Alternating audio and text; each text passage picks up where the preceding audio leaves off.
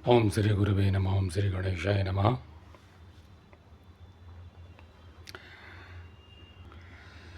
भीमसेन के जन्म लेने पर पांडु ने फिर इस प्रकार विचार किया कि मैं कौन सा उपाय करूं जिससे मुझे सब लोगों से श्रेष्ठ उत्तम पुत्र प्राप्त हो।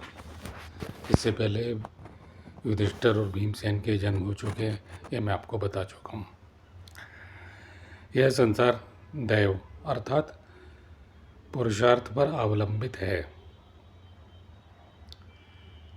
दैव तथा पुरुषार्थ पर अवलंबित है। इनमें दैव तभी सुलभ अर्थात सफल होता है जब समय पर उद्योग किया जाए। मैंने सुना है देवराज इंद्र ही सब देवताओं में प्रधान है। उनमें अथाह बल है और उत्साह है। वे बड़े पराक्रमी एवं अपार तेजस्वी हैं। मैं तपस्या द्वारा उन्हीं को संतुष्ट करके महाबली पुत्र प्राप्त करूंगा। वे मुझे जो पुत्र देंगे वह निश्चय ही सबसे श्रेष्ठ होगा तथा संग्राम में अपना सामना करने वाले मनुष्यों तथा मनुष्येतर प्राणियों दैत्य दानव आदि को भी मारने में समर्थ होगा। अतः मैं मन वाणी और क्रिया द्वारा बड़ी भारी तपस्या करूंगा। ऐसा निश्चय करके कुरुनंदन महाराज पांडु ने महर्षियों से सलाह करके कुंती को शुभदायक संवत्सर व्रत का उपदेश दिया। संवत्सर व्रत यानी संवत का तिथि वार नक्षत्र योग करण चंद्रमा ऐसे संवत्सर जैसे 2082 चल रहा है और इन सब के अधिपति देवता होते हैं। प्रिय श्रोताओं, पहले उत्तम संतान की प्राप्ति के लिए व्रत और मंत्र आदि विभिन्न प्रकार की साधनाएं किया करते थे। यूँ तो वासना से लोग मिलते हैं, संतानें टपक जाती हैं और वो संतानें कैसी होती हैं उसके विषय में आप जानते हो। तो उत्तम संतान ये अर्जुन के जन्म से पहले उन्होंने खुद भी ऋषियों से परामर्श किया और अपनी पत्नी को संवत्सर, क्योंकि संवत के अधिपति होते हैं, उनकी कृपा से मनोकामनाएं पूर्ण होती हैं। और ये आप जानते ही होंगे कि महाकाल जो अनंत ब्रह्मांड को चला रहा है, ज्योतिष के अंतर्गत ये उसी के अंग हैं। समय के अनुसार ये सब प्रवाहित होते हैं, क्रियामान होते हैं और फिर विलय हो जाते हैं सृष्टि के साथ में।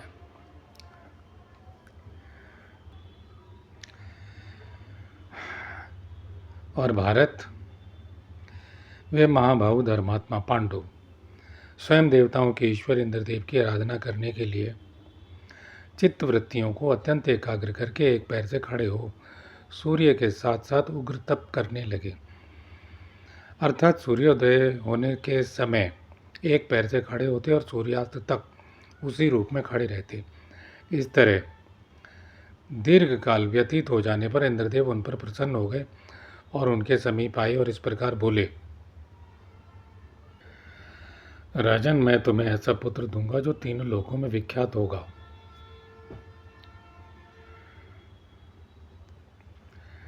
वह ब्राह्मणों, गौवों और सुहृदों के अभीष्ट मनोरथ की पूर्ति करने वाला, शत्रुओं को शोक देने वाला और समस्त बंधु बांधवों को आनंदित करने वाला होगा। मैं तुम्हें संपूर्ण शत्रुओं का विनाश करने वाला सर्वश्रेष्ठ पुत्र प्रदान करूंगा। महेंद्र के ये कहने पर धर्मात्मा कुरुनंदन महाराज पांडु बड़े प्रसन्न हुए और देवराज के वचनों का स्मरण करते हुए कुंती देवी से बोले, कल्याणी, तुम्हारे व्रत का भावी परिणाम मंगलमय है। देवताओं के स्वामी इंद्र हम लोगों पर संतुष्ट हैं और तुम्हें तुम्हारे संकल्प के अनुसार श्रेष्ठ पुत्र देना चाहते हैं। वह अलौकिक कर्म करने वाला, यशस्वी, शत्रु दमन नीतिज्ञ, महामना, सूर्य के समान तेजस्वी, दुर्धर्ष, कर्मठ तथा देखने में अत्यंत अद्भुत होगा। सुश्रोणी अब ऐसे पुत्र को जन्म दो जो क्षत्रियोचित तेज का भंडार हो, पवित्र मुस्कान वाली।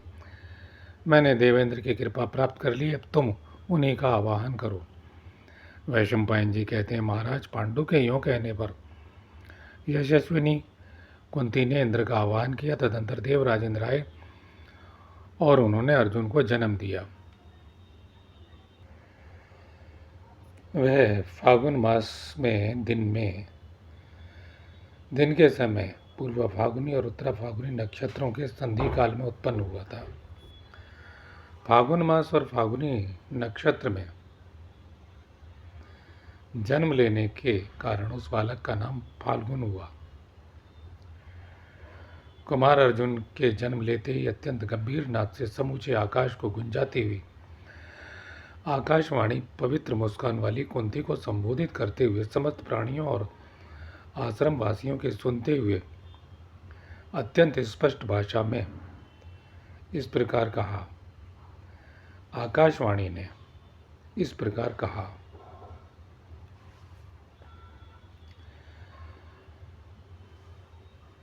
आज आकाशवाणी दुर्लभ है। वो युग था, वो काल था, आकाशवाणियाँ, देववाणियाँ गूंजती थी। जैसे आप हॉल में होते हैं, कहीं बड़े हॉल में होते हैं और आवाज़ गूंजती हुई हो और आपको पता ना चले। सिनेमा हॉल में स्पीकरों से आवाज़ आती है और तब खुले में आवाज़ आती थी, व्यक्तियों के सुनने की क्षमता भी थी। वो आवाज़ प्रतिध्वनित होती थी। एक दूसरा तरीका और है जिनका मन ये स्वीकार न करे, क्योंकि ध्वनि के लिए शरीर चाहिए। या तो बादलों के आपस के टकराने से बिजली पैदा होती है, वो आवाज़ हम सुनते हैं, और उस प्रकार की कोई आवाज़ होती हो कि वहाँ से शब्दावली प्रकट हो जाती हो, तो आप दूसरे प्रकार से समझ सकते हैं कि वह आवाज़ मैंने तंत्र सिद्धियों के अंतर्गत, जो मेरा दूसरा चैनल है, उस पर कई बार वर्णन किया है कि मन में विचारों का उदय होना, एक जैसे विचार, कि वो दिव्य शक्ति चाहे भगवान इंद्र ही क्यों ना आकाशवाणी कर रहे हों, क्योंकि तपस्या उनकी की गई है और वो एक साथ इंद्रियों के स्वामी हैं। इंद्र, मैंने इंद्र के बारे में बताया है। वो इंद्र जो हमने शास्त्रों में, या जिनकी बड़ी भर्त्सना होती है कि कोई भी ऋषि मुनि तपस्या करता है तो उनकी अनुपस्थिति में उनकी पत्नियों से जाकर के वो उनका रूप धारण करके संभोग कर लेते हैं। वो निमूल इंद्र, जो मूल देवताओं के राजा इंद्र हैं, जो जिनके बारे में गीता में कहा गया, हे अर्जुन, देवों में मैं इंद्र हूँ, वो महाइंद्र है। तो अगर मान लिया जाए ये उन मूल इंद्र की बात हो रही है, वो धर्मयुक्त हैं, धर्म के प्रवर्तक हैं, वहाँ और कोई दूसरी बातें नहीं हैं। तो वो प्रतिध्वनित कर रहे हैं हर एक के मन में एक साथ, जैसे ब्रॉडकास्टिंग कॉरपोरेशन होते थे पहले, वो एक साथ रेडियो तरंग है कि वो सबके मन में उदय हो रहे हैं। मैं समझता हूँ समझ गए होंगे।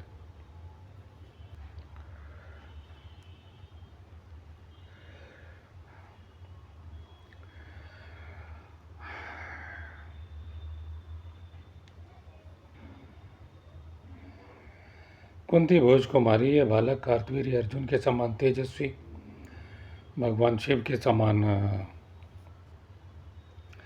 पराक्रमी और देवराज इंद्र के समान अजय होकर तुम्हारा यश का विस्तार करेगा। तुम्हारे यश का विस्तार करेगा। जैसे भगवान विष्णु ने वामन रूप से प्रकट होकर के देव माता अदिति के हर्ष को बढ़ाया था, उसी प्रकार वह विष्णु तुल्य अर्जुन तुम्हारी प्रसन्नता को बढ़ाएगा।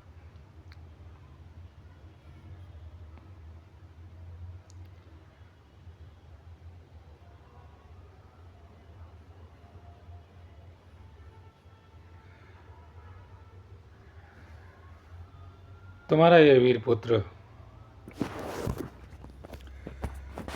मद्र कुरु सोमुख चेदी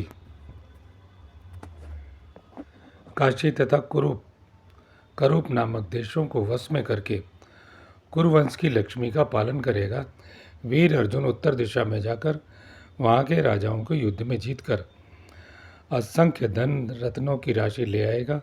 इसके बाहुबल से खांडव वन में अग्निदेव समस्त प्राणियों के मेद का आस्वादन करके पूर्ण तृप्ति का लाभ करेंगे। यह महाबली श्रेष्ठ वीर बालक समस्त क्षत्रिय समूह का नायक होगा और युद्ध भूमि में भूमिपालों को जीतकर भाइयों के साथ 3 अश्वमेध यज्ञों का अनुष्ठान करेगा। कुंती है परशुराम के समान वीर योद्धा, भगवान विष्णु के समान पराक्रमी, बलवानों में श्रेष्ठ और महान यशस्वी होगा।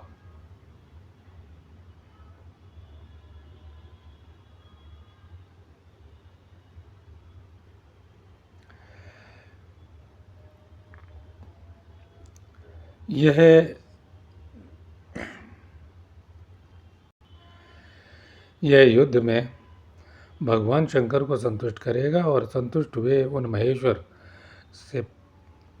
से पाशुपत नामक अस्त्र प्राप्त करेगा। निवात कवच नामक दैत्य देवताओं से सदा द्वेष रखते हैं। तुम्हारा यह महाबाहु पुत्र इंद्र की आज्ञा से उन सब दैत्यों का संहार कर डालेगा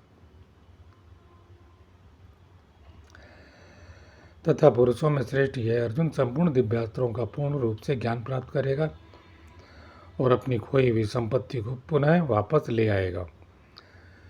कुंती ने सौरी में से ही यह अत्यंत अद्भुत बात सुनी। उच्च स्वर में उच्चारित यह आकाशवाणी सुनकर सतसृंग निवासी तपस्वी मुनियों तथा विमानों पर स्थित इंद्र आदि देव समूहों को बड़ा हर्ष हुआ।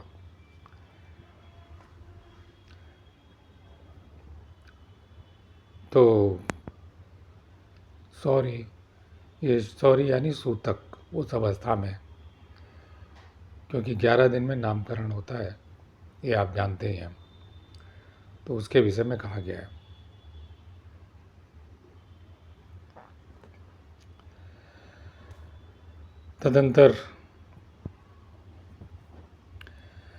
तदंतर आकाश में फूलों की वर्षा के साथ देव दुंदुभियों का तुमुलनाद बड़े जोर से गूंज उठा।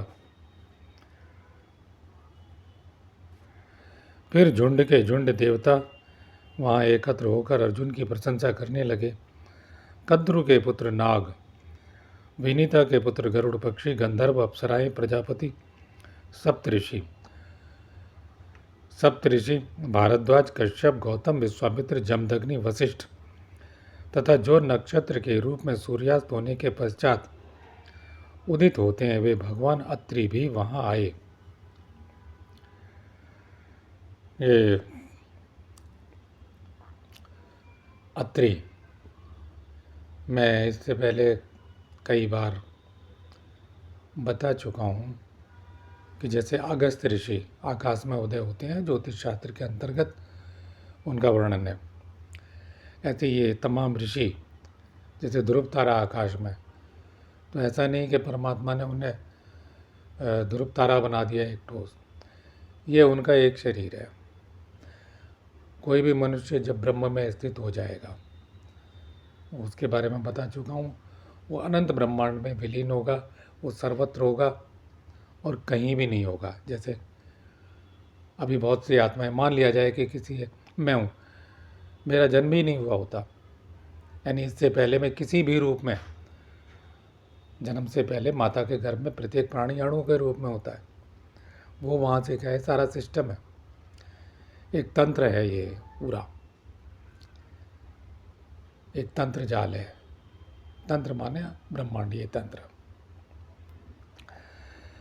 तो अत्रि भगवान एक शरीर से दूसरे शरीर से मूर्तिमान होकर के उपस्थित हुए। अब भगवान अत्रि की पत्नी महासती अनुसुईया वो त्रेता काल में है और यहाँ भी प्रकट हुए हैं। तो इस विषय में मैं अपने पूर्व जितने भी खंड बोले गए हैं और मैं बहुत ढंग से समझा दिया। ये मुक्त हैं, ये कहीं भी नहीं है, लेकिन किस प्रकार से हम उनका प्रतिरूप, उनके आवाहन पर उन्हें मूर्तिमान साक्षात करते हैं। करने वाले कौन? उस स्तर के लोग। ये लीला है, दैव लीला है। अर्जुन का जो जन्म है, इसका उनका पूरा भाग्य बता दिया गया है। और शुरू में ही जब महाभारत में देवता दानवों ने जन्म लिया है, देव दानव, जो समुद्र मंथन की कथा है, उसमें से जो दानव बच गए हैं वगैरह, वो सारा प्रसंग आप भूल गए होंगे। उसे स्मरण करेंगे तो याद आ जाएगा आपको। तो वो याद आएगा तो आपकी समझ में आएगा कि नर नारायण, वही नर नारायण भगवान विष्णु के ही दो रूप, और यहाँ उन्हीं ने फिर से जन्म लिया है। तो इसलिए नहीं, वो वहाँ नर नारायण के रूप से स्थित हैं अभी भी। और ये अंशावतार कहा गया है अर्जुन को। संचालित हो रहा है ब्रह्मांड क्यों है, हम लोगों के भाग्य क्यों है, हम लोगों को उपाय मिलते हैं ज्योतिष आदि, वो क्यों है। ये लीला केवल जब तक हम ऋषियों के समकक्ष, जो गीता में कहे गए हैं, उस परम ज्ञान को, परम शक्ति को, मैं ज्ञान की बात कम करता हूँ, नहीं तो कोरे ज्ञान की बात हो जाती है। परम शक्ति को, जो ब्रह्मांडीय शक्ति को, उसको उपलब्ध नहीं हो जाते, ऋषियों के तुल्य नहीं हो जाते, तब तक मनुष्य नहीं जान सकता, और फिर उसे कहने की ज़रूरत नहीं पड़ती। तो अत्रि वहाँ प्रकट हुए हैं, और अत्रि नक्षत्र के रूप में जो हमें दिखाई देते हैं सूर्यास्त के बाद, वो उनका स्थूल शरीर है। जैसे मैंने सूर्य का कुंती से संभोग कर्ण का जन्म बता दिया कि एक शरीर से ये सूर्य रूप से, दूसरे शरीर से मूर्तिमान, और तीसरे शरीर से जितने प्राणी हैं, अनंत प्राणी हैं, सबकी आँखों से वो प्रकाश दे रहे हैं। सूर्य ज्योतिष शास्त्र के अंतर्गत हमारे हृदय में धड़कता है, जीवन देता है, वो सब कुछ। और अनंत ब्रह्मांड, अनंत लोक लोकांतर, और उसके अंतर्गत सूक्ष्म लोक लोकांतर, तो उसके में जो सूर्य का तेज है वो किस तरह से गति कर रहा है, ऐसे ही समस्त ग्रह नक्षत्रों के तेज गति कर रहे हैं। चलिए, मुझे लगता है ये बहुत दिन बाद मैं आया हूँ, तो पुरानी बातें आपको स्मरण हो जाएंगी, इसलिए मैंने ये पुनरावृत्ति की, दोबारा बताया। मरीचि और अंगिरा पुलस्त पुलह, क्रतु एवं प्रजापति, दक्ष, गंधर्व तथा अप्सराएं भी आईं। उन सब ने दिव्यहार, दिव्य वस्त्र धारण कर रखे थे। वे सब प्रकार के आभूषणों से विभूषित थे। अप्सराओं का पूरा दल वहाँ जुट गया था। वे सभी अर्जुन के गुण गाने और नृत्य करने लगे। अर्जुन का गुणगान और नृत्य करने लगे। महर्षि भी वहाँ सब और खड़े होकर के मांगलिक मंत्रों द्वारा, मांगलिक मंत्रों का जप करने लगे। हमारे यहाँ स्वस्तिक वाचन है जब हम कर्मकांड में उतरते हैं, उसी प्रकार मंगल वचन, आशीर्वचन है, और वैदिक ऋचाओं में वो हैं।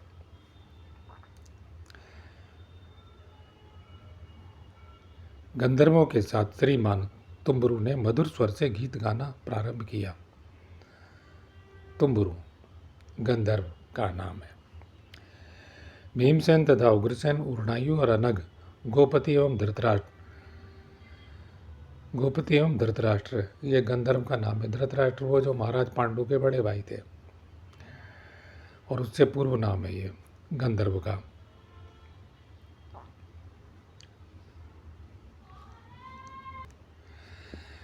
सूर्यवर्चा तथा 8वें युगप, कृष्ण, नंदी एवं चित्ररथ, 13वें शालिग्राम, 14वें पर्जन्य, 15वें कली और 16वें नारद। नारद मुनि नहीं, नारद ऋषि नहीं, ये गंधर्व के नाम।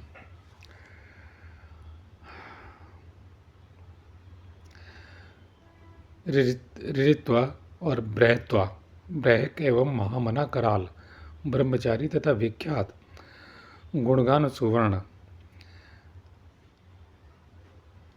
विश्वावसु एवं भूमन्यु, सुचंद्र, विसर्वावसु एवं भूमन्यु, सुचंद्र और शरु तथा गीत माधुर्य से संपन्न सुविख्यात हा हा और हू हू। गीत माधुर्य से संपन्न हा हा हू हू नाम के गंधर्व हैं जो गीतों में माधुर्य रखने वाले हैं, संपन्न है। इसी प्रकार समस्त आभूषणों से विभूषित बड़े बड़े नेत्रों वाली परम सौभाग्यशालिनी अप्सराएं भी हर्षोल्लास से भरकर वहां नृत्य करने लगीं। उनके नाम इस प्रकार हैं: अनुचाना, अनवंद्या, गुणमुख्या एवं गुणवरा, अद्रिका तथा सोमा, मिस्र केसी और अलम्बुसा। अलम्बुसा का जिक्र आएगा। अलम्बुस राक्षस की बहन का नाम भी अलम्बुसा था। तो वो पृथ्वी की है, ये यक्षलोक से अप्सरालोक से आई हुई हैं। अलम्बुसा, मरीचि और शुचिका, विद्युत पर्णा, तिलोत्तमा, अंबिका, लक्षणा, क्षेमा, देवी, रंभा, मनोरमा, असिता और सुबाहु, सुप्रिया एवं वपु, पुंडरीका एवं सुगंधा, सुरसा और अप्सराएं, सुरसा और प्रमाथिनी, काम्या तथा स्वारद्वती आदि ये झुंड के झुंड अप्सराएं नाचने लगी। इनमें मेनका, सहजन्या, कर्णिका और पुंज की स्थला, ऋतु स्थला एवं घृताची, विश्वाची और पूर्वचित्ती, उमलोचा, प्रमलोचा ये 10 अप्सराएं विख्यात हैं। इन्हीं प्रधान अप्सराओं की श्रेणी में 11वीं उर्वशी है। ये वे सभी विशाल नेत्रों वाली सुंदरियां वहाँ गीत गाने लगी। धाता और अर्यमा, मित्र और वरुण, अंश एवं भग, इंद्र, विश्वान और पूषा, त्वष्टा एवं सविता, पर्जन्य तथा विष्णु ये 12 आदित्य माने गए। ये आदित्यों का वर्णन है। सूर्य के ही रूप हैं। सूर्य जिन्हें अग्नि पुराण में मूल ब्रह्म का तेज माना गया है। तो ये सब उन्हीं का शाखा प्रशाखा समझने की कोशिश करें। और मैं काफ़ी समझा चुका हूँ शास्त्र पढ़ते हुए पहले भी। वे सभी पांडुनंदन अर्जुन का महत्व बढ़ाते हुए आकाश में खड़े थे। शत्रुदमन महाराज, मृगव्याध और सर्प, महायशस्वी निरृति एवं अजयकपात, अहिर्बुधन्य और पिनाकी ये जितने नाम है ना, अजयकपात, अहिर्बुधन्य, निरृति, महायशस्वी, ये सब सक्रिय हैं। ये नक्षत्रों के अधिपति देवता हैं। हमारे ज्योतिषी भाई जानते होंगे। और जब नक्षत्र आदि उपाय करते हैं या नक्षत्र दोष में जब हम उपाय करते हैं, जो मूल शांति में 3 बुध के नक्षत्र और केतु के नक्षत्र, लेकिन उनके समकक्ष मंगल के भी हैं, जैसे चित्रा उग्र मूल समकक्ष नक्षत्र है, भरणी मूल उग्र मूल समकक्ष नक्षत्र हैं। इनके विधान करते हैं तो इनके अधिपतियों के व्रत, दान आदि उपाय ज्योतिष शास्त्र के अनुसार करते हैं। जो भोग और मोक्ष, जो हमारे साधना में बाधाएं पड़ रही हैं, इनके उपाय करने से साधना में प्रगति होती है। चाहे वो आप तंत्र की साधना कर रहे हैं, निचले स्तर की कर रहे हैं, या ईश्वर की साधना कर रहे हैं, योग विद्या की साधना कर रहे हैं।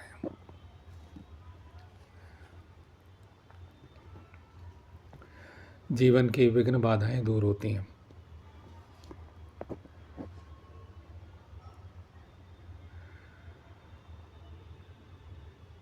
पिनाकी, दहन तथा ईश्वर, कपाली तथा स्थाणु तथा भगवान भग ये 11 रुद्र भी वहाँ आकाश में खड़े थे, वहाँ आकाश में आकर खड़े थे।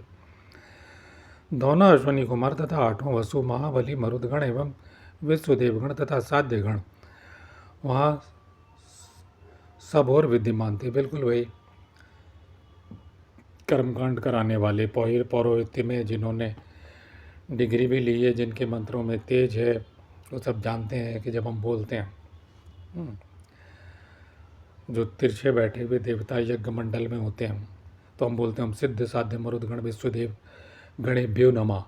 तो ये सब सक्रिय जीवन में इनका बड़ा योगदान है। तो यहाँ वो मूर्तिमान रूप से प्रकट हो गए हैं।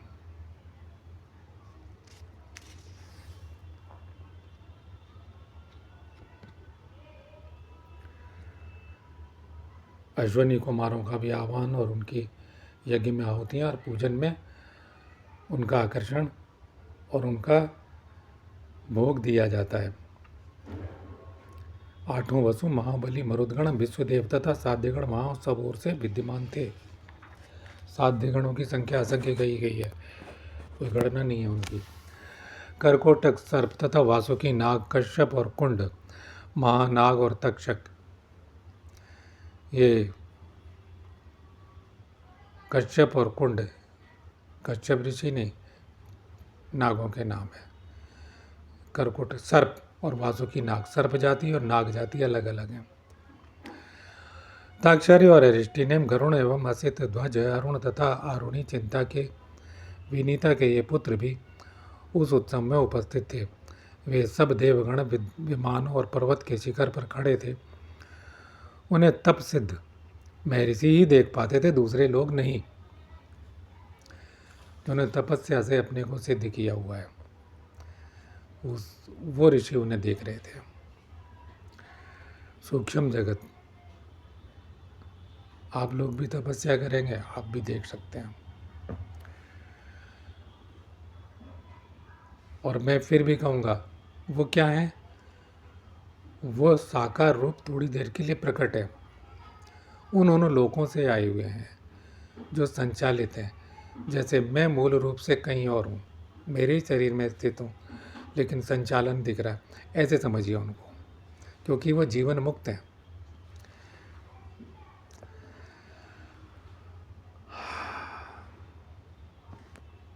वे सब देवगण ताक्षर्य अरिष्टिनेम गरुड़ सिद्धध्वज अरुण तथा आरुणी विनीता के पुत्र भी उस उत्सव में उपस्थित थे। ठीक है, ये मैं बता चुका हूँ।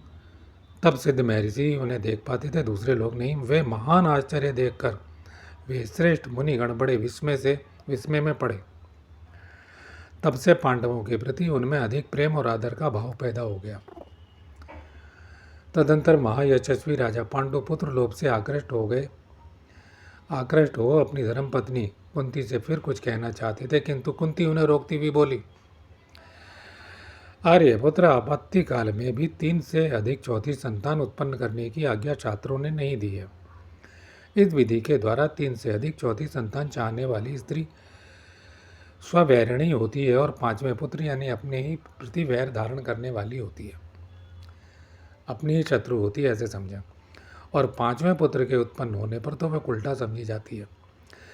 विद्वान, आप धर्म को जानते हुए भी प्रमाद से कहने वाले के समान धर्म के लोप करके अब फिर मुझे संतानोत्पत्ति के लिए क्यों प्रेरित कर रहे हैं?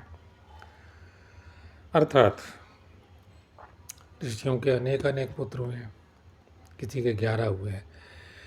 ये कुंती के निजी विचार हैं और उनका यह है कि श्रेष्ठ पुत्र थोड़े भी हों तो जीवन सफल है। गांधारी के 100 पुत्र थे, सारे दुष्ट थे युयुत्स को छोड़ करके। तो ये उदाहरण है कि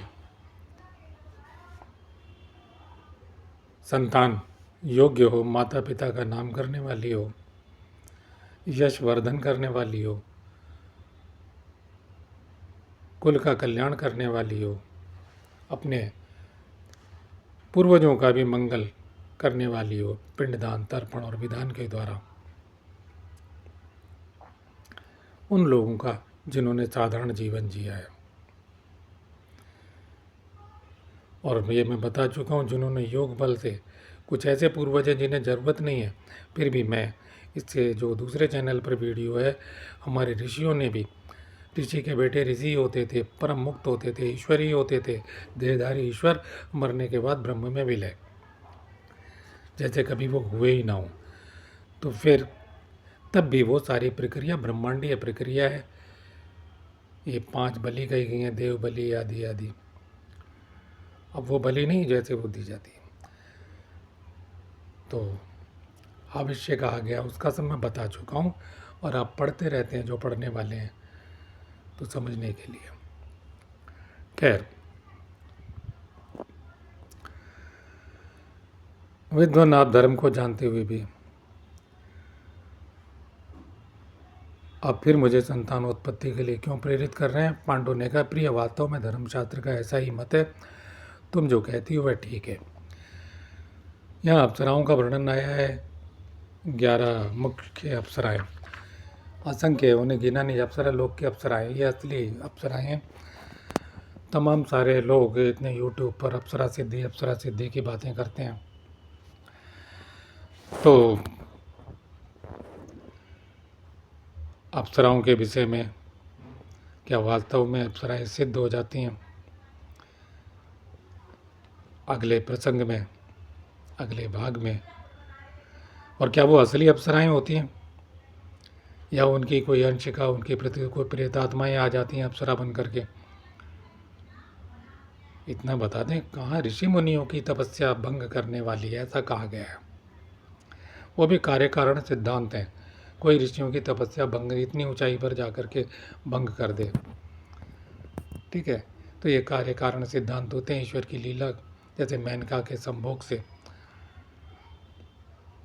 शकुंतला उत्पन्न हुई, पे भरत, और हमारे देश का नाम भारत, कितने विराट। तो क्या वो ऐसे ही कुछ साधना करने से आ जाएंगे? तमाम सारे लोग भ्रमित कर रहे हैं। और ये मुख्य अप्सराएं, तो मैं आपको थोड़ी सी झलक जानकारी दूंगा कभी। अब उस चैनल पे, जो योग तंत्र का मेरा चैनल है, उस पर जो ठोस तथ्य हैं, कभी अप्सरा सिद्धि के बारे में जानकारी दूंगा। इससे इतना अनुमान तो आपको लग गया होगा। ओम तत्सत।